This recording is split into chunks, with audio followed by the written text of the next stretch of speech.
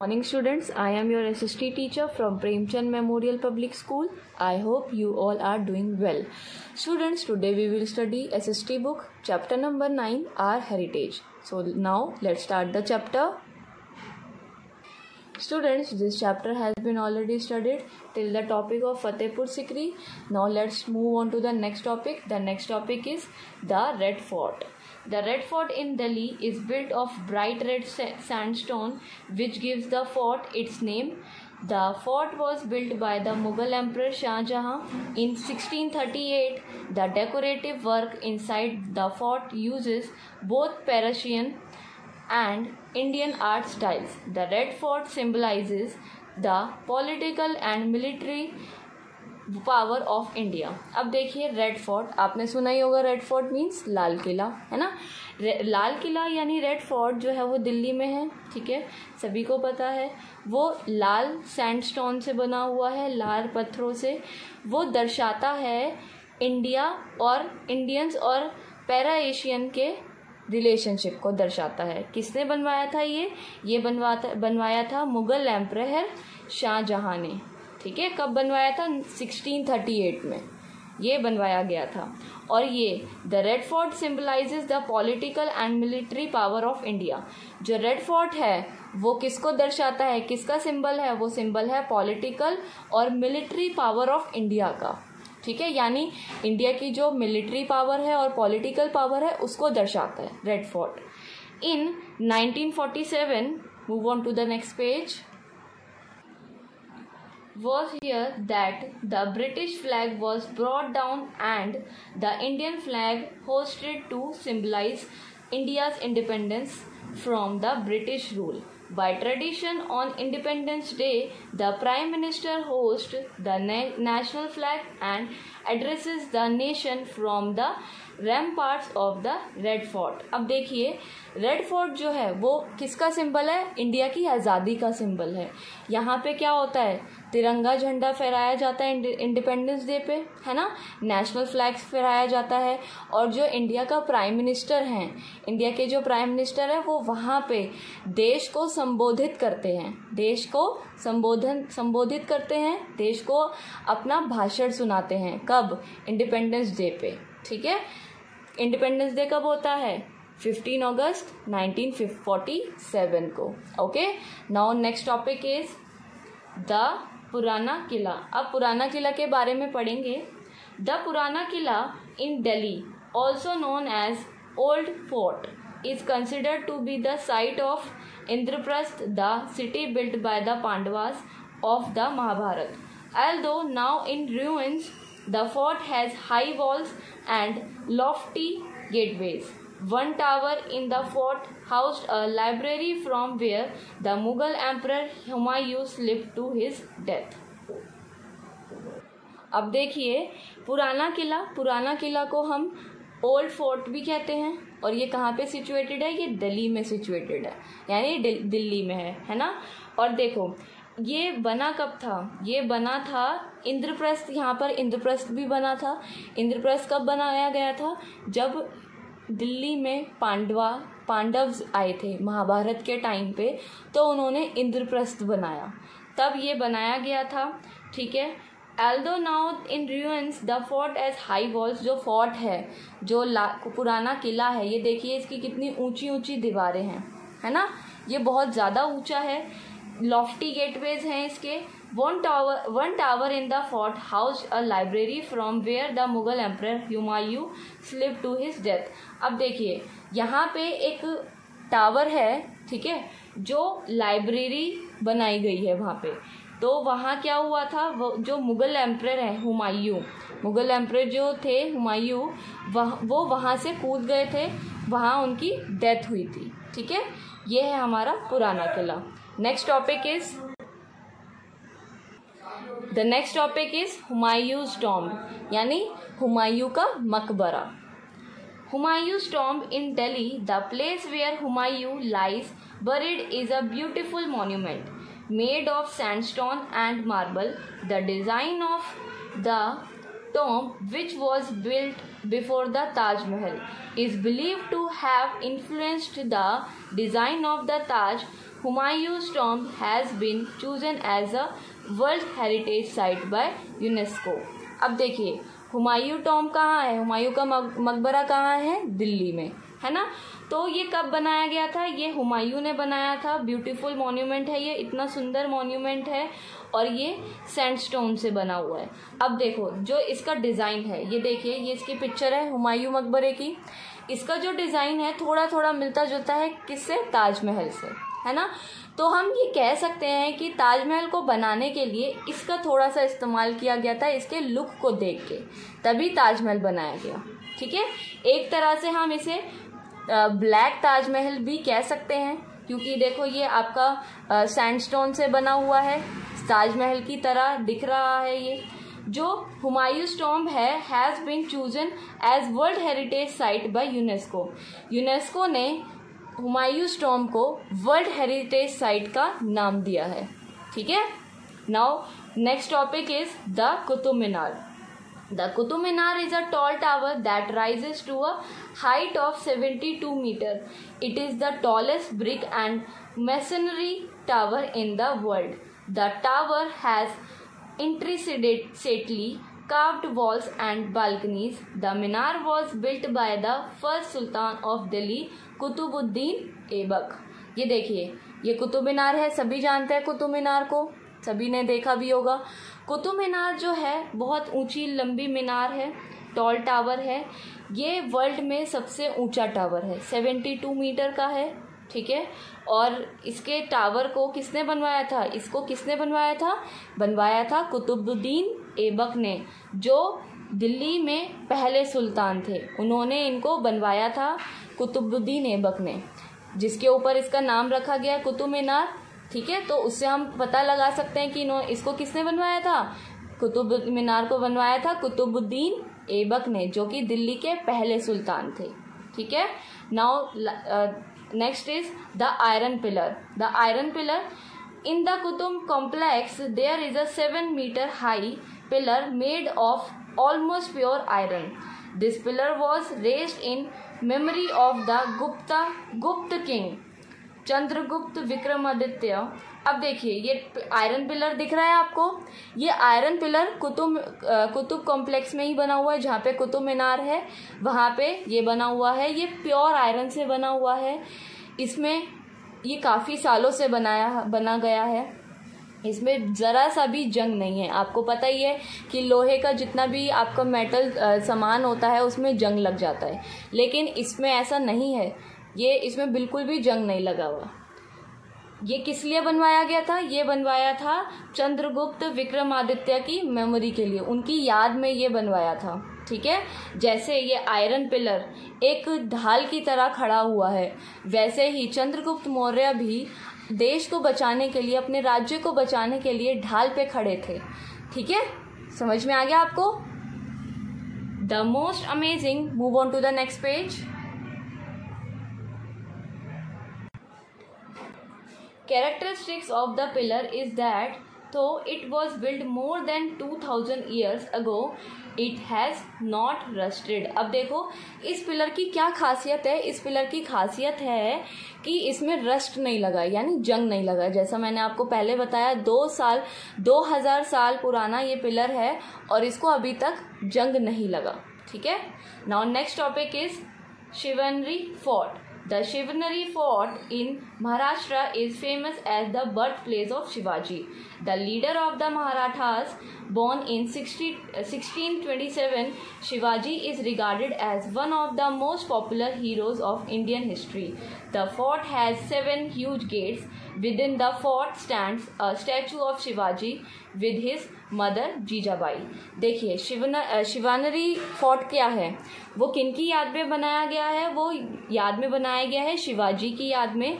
वहाँ पे उनका जन्म हुआ था, वहाँ पे वो पैदा हुए थे और ये लीडर थे मराठा के बहुत अच्छे लीडर थे। इनका जन्म हुआ था 1627 में। Shivaji is regarded as one of the most popular heroes of Indian history. Indian history में सबसे ज़्यादा पॉपुलर हैं शिवाजी। ठीक है, महाराजा शिवाजी आपने सुना ही होगा। महाराष्ट्र को बचाने में, महाराष्ट्र में जितने भी मराठास थे उनको बचाने में इनका बहुत बड़ा योगदान था। जो स्टैचू है जहाँ पे ये बना हुआ है, with in the fort stands a statue, जहाँ पे ये फोर्ट बना हुआ है वहाँ पे एक स्टैचू बना हुआ है। उसमें स्टैचू में क्या बना हुआ है, शिवाजी खड़े हैं और अपनी मदर के साथ, जीजाबाई के साथ उनका स्टैचू बना हुआ है। Okay, all of you understood. Now next topic is temples. Temples in India have splendid carvings and architecture. Some of them are over 1,000 years old and remind us of the country's rich traditions and culture. अब देखिए, temples जो India में हैं काफ़ी सालों से हैं, उनका आर्किटेक्चर जो है बहुत ही अच्छा है, बहुत ही सुंदर है, और ये कम से कम हज़ारों सालों पुराने टेम्पल्स हैं। ये टेम्पल जो हैं क्या दर्शाते हैं कि जो इंडिया है वो अपने ट्रेडिशन में बहुत ज़्यादा रिच है। ठीक है, इंडिया का जो ट्रेडिशन है वो बहुत ज़्यादा ही रिच है। First is the sun temple at Konark. Konark में सन टेम्पल है, ये देखिए, this is the figure of sun temple. The sun temple is located at Konark in Odisha. Odisha में है कोणार्क में। The temple is in the form of a giant chariot of a Surya or the sun god being pulled by 7 mighty horses. They stand for the journey of the sun across the sky from dawn to dusk. The huge 24 stone wheels signifying the hours in a day line the base of the temple. The 7 horses represent the 7 days in a week. There are 3 stone images of Surya which catch the rays of the sun at sunrise, afternoon and sunset. The temple is intricately carved and is so huge that sailors could see it from the sea. देखिए, जो सन temple है वो बहुत ही सुंदर है। वो located है कहाँ पे, उड़ीसा में, उड़ीसा में कोणार्क में। ओके, अब देखिए सन टेम्पल क्या दर्शाता है। यहाँ पे सूर्य भगवान सूर्य हैं, उनकी पूजा होती है। ठीक है, उन्हीं के ऊपर ये टेम्पल बनाया गया है। जैसे सूरज 24 घंटे अपना दिशा चेंज करता है, अपनी डायरेक्शन बदलता है, उसी के अकॉर्डिंग ये टेम्पल बनाया गया है। यहाँ पे द ह्यूज 24 स्टोन्स हैं, बहुत बड़े बड़े 24 स्टोन्स हैं व्हील्स की शेप में, जो कि एक दिन में आवर्स को शो करते हैं, यानी घंटे को शो करते हैं, 24 घंटे को शो करता है। यहाँ पे 7 हॉर्सेस बनाए गए हैं जो कि रिप्रेजेंट करते हैं 7 डेज। एक हफ्ते में कितने दिन होते हैं, 7 दिन होते हैं, तो ये जो 7 हॉर्सेस हैं वो दर्शाते हैं 7 दिनों को। ओके, और there are 3 stones images of Surya. यहाँ पे 3 स्टोन्स हैं सूर्य के जो कि इमेजेस बनी हुई हैं, जो कि शो करते हैं सनराइज, आफ्टरनून एंड सनसेट को शो करते हैं। The temple is interestedly carved and is so huge that sailors could see it from the sea. ये बहुत बड़ा टेम्पल है। ठीक है, बहुत ही बड़ा है, ह्यूज है।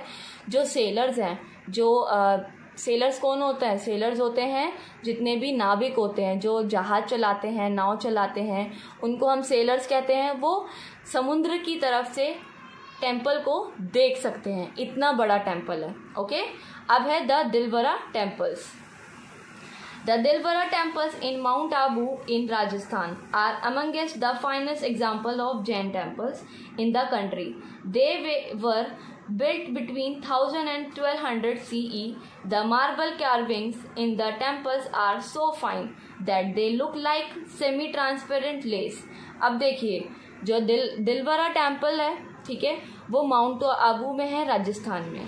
बहुत ही सिंपल, बहुत ही अच्छा है। ये एक फाइनेस्ट एग्जाम्पल है जैन टेम्पल का। ये जैनियों का टेम्पल है। ठीक है, यहाँ पे जैन लोग अपने भगवान जी की पूजा करते हैं। कब बनाया गया था,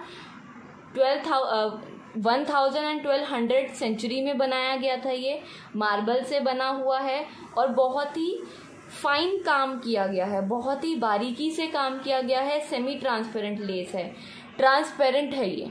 ठीक है, all of you understood. Now next topic is Meenakshi temple. The Meenakshi temple at Madurai in Tamil Nadu is the best non example of south Indian architecture. अब देखिए, जो मीनाक्षी टेम्पल है वो मदुराई में है, तमिलनाडु में। ठीक है, the is the best known example of south Indian architecture. जो आपका मीनाक्षी टेम्पल है वो सबसे बेस्ट एग्जाम्पल है तमिलनाडु या साउथ इंडियन के आर्किटेक्चर को। Okay, all of you understood. Now move on to the next page. There are 12 soaring towers known as Gopurams in the huge temple complex, and every inch of the Gopurams contain figures of gods, goddess, human beings and animals. They are painted in bright colors. अब देखिए ये जो है temple आपका Meenakshi temple, ये इसको हम गपुरम्स भी कहते हैं। ओके, यहाँ पे बहुत ही बड़ा कॉम्प्लेक्स है टेम्पल का। Every inch of the gopurams contain figures of gods. हर इंच में गॉड्स की फिगर बनी हुई है, गॉडेस की फिगर बनी हुई है, ह्यूमंस की फिगर बनी हुई है, एनिमल्स की फिगर बनी हुई है। They are painted in bright colours, bright colours में पेंटेड है। Okay, all of you understood. Now next topic is the Sanchi stupa. The Buddhist stupa in Sanchi and Sarnath in Bihar were built by Emperor Ashoka around 300 BCE. In the Sanchi stupa, there are 4 gateways called toranas. Each torana shows the Buddha in different stages of his life. The stupa itself represents the life of Gautam Buddha. The lotus represents birth, the bo tree his enlightenment, and the wheel his teachings. अब देखिए जो सांची स्तूपा है वो किसको दर्शाता है, किनका है ये है बुद्धिस्ट का। जितने भी बुद्धिस्ट हैं उनका टेम्पल है ये। ओके, यहाँ पे ये जो सांची स्तूपा है वो कहाँ पे है, वो है सारनाथ इन बिहार में। ओके, ये किसने बनवाया था, ये बनवाया था एम्परर अशोका ने। ठीक है, कब बनवाया था, ये बनवाया था 300 BCE में, यानी 300 सेंचुरी में बनवाया गया था ये। In the Sanchi stupa there are 4 gateways, 4 gateways हैं। ठीक है, उनको हम बोलते हैं toranas. Each torana shows the Buddha different stages of his life. हर एक तोरना जो है वो बुद्ध जी की, भगवान बुद्ध की लाइफ के ऊपर दर्शाता है कि उन्होंने अपनी लाइफ की स्टेजेस कैसे कैसे गुजारी। ठीक है, पहला जो आपका पहला है the life of Gautam Buddha. The lotus represent birth, lotus जो है वो रिप्रेजेंट कर रहा है बर्थ को। बो ट्री हिज एनलाइटमेंट, जो बो ट्री है वो एनलाइटमेंट को शो कर रहा है। जो व्हील है वो उनकी टीचिंग को शो कर रहा है। ठीक है, these are the different culture of Buddhist. Okay, all of you understood.